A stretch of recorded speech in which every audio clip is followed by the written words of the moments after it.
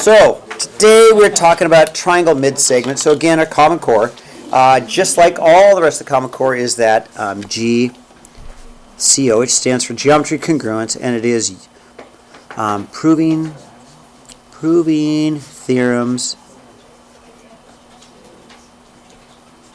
about triangles.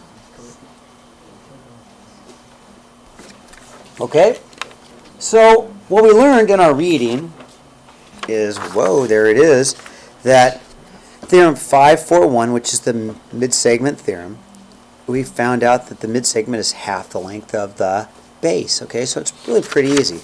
So in example 1, if AC is 12, then DE is 6. It's that easy. It's just half as long. Okay. And of course, just the opposite in example 2. If the mid-segment is 4, then XY has got to be 8. Yeah, there's nothing hard about this, is there? Okay. Now, then you get this weird-looking figure that, it's got all these things. But now, couple of things. We know that a mid-segment is in the middle, cuts things in the middle. Okay, so I know that if this is 4.8, then this side is also 4.8. It's a mid-segment, right? I know if this line segment, this is a mid-segment, okay, they're all is 5.2, then this side's got to be a 10.4, right? Well, and then if that's the case, then this would also be 5.2 because that's half of that, and that'd be 5.2. I just divide, I know all the way across is 10.4, but I know that's a mid-segment, so it's going to be 5.2, 5.2, okay. This is 7.4, what's half of 7.4? 7. So this has got to be 3.7. I've got some parallel lines, so I can get some of my angles. I might not be able to get all of my angles, but I know if this is 41, remember the Z, the alternate interior angles, because if these are parallel lines, right, parallel lines, they are parallel lines, I can get my Z. So if this is 41 degrees, this is also 41 degrees. If this is 41 degrees, this is also 41 degrees. I can probably get this obtuse angle here. Yeah, probably from subtracting from 180 degrees. I'm going to get everything I can. Why not? 180 minus 41. What's that? 139, I think. I need to calculate, but I think it's 139. Sarah says, yeah, it's 139. I'm going to believe you, Sarah. 139.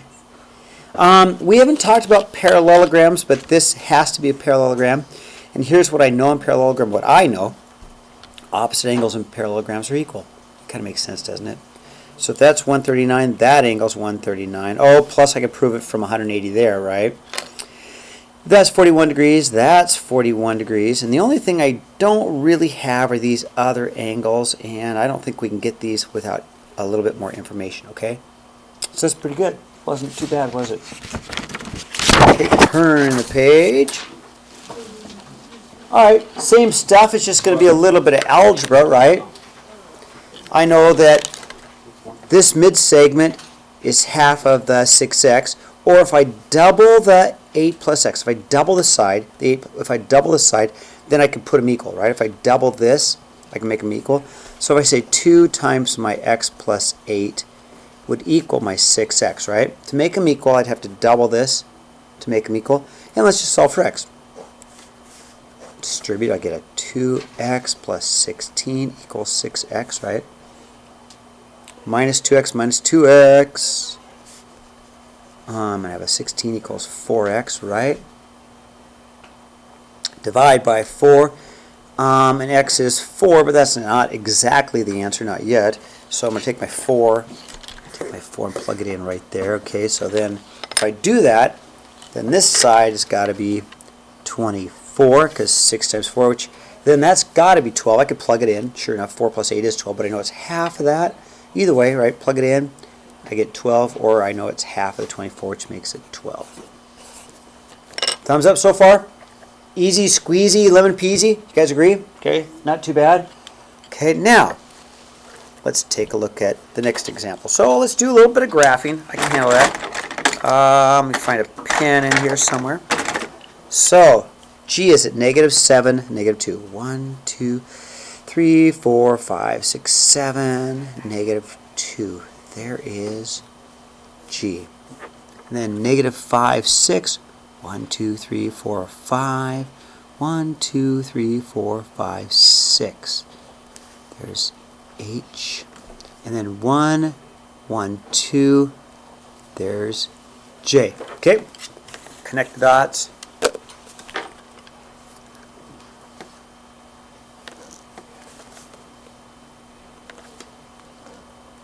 And go. Now, we're going to find the mid segments. We've got to find the midpoint. Okay, so real quickly, midpoint formula. Okay, and I'm going to write it down, but we're not going to use it. I'll say that again. I'm going to write it down, but we're not going to use it. Midpoint formula is really this. Oh, we can't see it. Oh, that's no good, Katie. It's really x2 plus x1 over 2, comma, y2 plus y1 over 2. That's the midpoint. It's just basically adding the x's divided by 2, add the y's divided by 2, and you get a point, midpoint. But we're not going to do it that way because there's an easier way. Since we're in geometry, everything we do has to do with basically figures, right? Shapes of figures. So let's just find the midpoint by walking halfway. Well, if I'm going to walk from H to J, I could walk over 1, 2, 3, 4, 5, 6, down 1, 2, 3, 4, right? I went over 6, down 4. Let's walk halfway. Let's go 3, 2, right? So I'll go 1, 2, 3, 1, 2. There's the midpoint. See how easy that was? Okay. Let's see. I'm going to go 1, 2, 1, 2, 3, 4, 5, 6, 7, 8. So instead of 2, 8, let's go 1, 4. 1, 1, 2, 3, 4. Okay, there's that midpoint. And then let's find this one's got to be right there, but I can count it. 1, 2, 3, 4, 5, 6, 7, 8. 1, 2, 3, 4. So let's go an 8, 4. Let's go 4 and 2. Connect all the dots. Let's see what we got. So we got a triangle within a triangle, don't we? Made by all the mid-segments. Okay, so let's say, okay, find the mid-segment to HG. Okay, HG, we're going to label KL, okay? So let's label, okay, HG. So let's label this one K. And then HJ, let's label this one L. How am I doing? Okay, so I got the segment KL. Now it says find the length of GJ and KL. Well, there's a couple of ways to find the length. Again, there's that big old, right on the side. We will not use it. We really have this big form of distance equals square root x2 minus x1 squared plus y2 minus y1 squared. But we don't use that, do we? We could, but we're going to use Pythagoras theorem, which is so much easier. So if I want to find the length of GJ, that's this length, I'm just going to create a right triangle out of it and use Pythagoras theorem, right? So we'll go a squared plus b squared equals c. So for GJ, let's find its length, okay? So I'm going to count 1, 2, 3, 4, 5, 6, 7, 8. 1, 2, 3, 4. So I'm going to go 8 squared plus 4 squared equals c squared. So I'm just going to find the length by using Pythagoras theorem. That's the easiest way to do it. Oh, 64 plus 16 equals c squared. What's that, an 80? That's an 80, isn't it?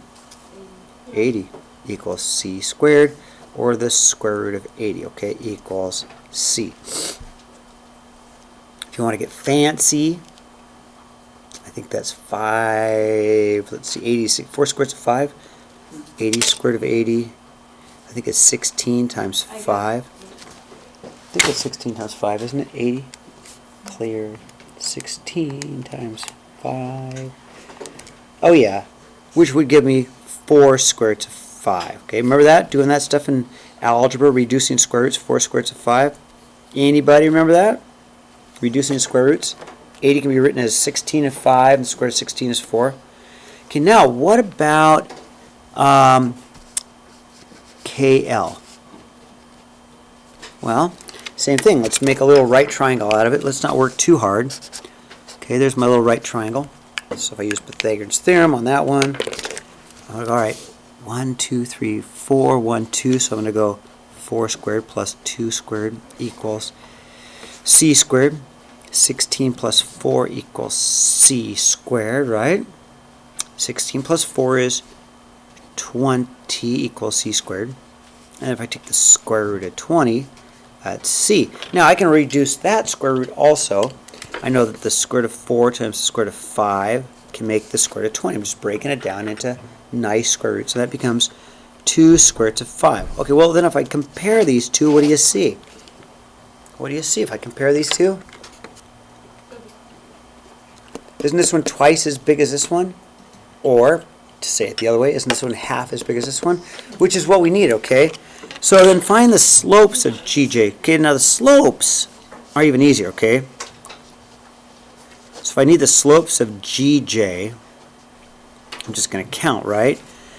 So GJ, let's see, I'm going to have to go up 1, 2, 3, 4 over 1, 2, 3, 4, 5, 6, 7, 8. Up 4 over 8. But that reduces to up 1 over 2, right? Yeah, up 1 over 2, up 1 over 2, up 1 over 2, definitely. And then if I want the slope of KL, let's see, that's going to be up 1, 2, 1, 2, 3, 4. So I'm going to go up 2 over 4, but that reduces to, that goes to 1/2. Okay, now what does that tell me if they have the same slope? What does that tell me? They have the same slope? Yeah, they're parallel. So then I can say, okay, not only is this half the length, but then I have parallel lines because we have the same slope. So what do we do? You want to see what we just did? Yeah. We did our Common Core. We proved a theorem about triangles, didn't we? We just proved the theorem. We just proved it because we proved it was half the length, and we proved that they had the same slope, so they're parallel, okay? Could be a mid-segment, okay? All right, so homework squeezed in here. So please draw the figure, okay? Draw the figure, show the work, and then we got lots and lots of time.